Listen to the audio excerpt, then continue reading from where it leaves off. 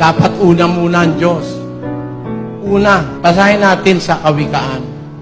Kung iyong hahanapin siya na parang pilak at sasaliksikin mo siyang parang kayamanang natatago, kung magkagayoy, iyong mauunawa ang pagkatakot sa Panginoon at masusumpungan mo ang kaalaman ng Diyos. Dapat pangunahin yun bago ka mangarap.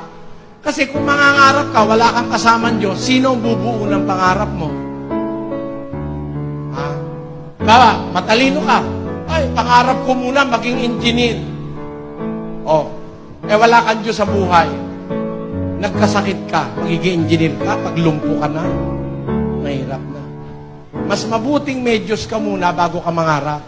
Dahil may kasama ka ng Diyos na bubuo ng iyong pangarap. Kaya sabi, hanapin muna ninyo. Yun ang nakasulat sa 6:33.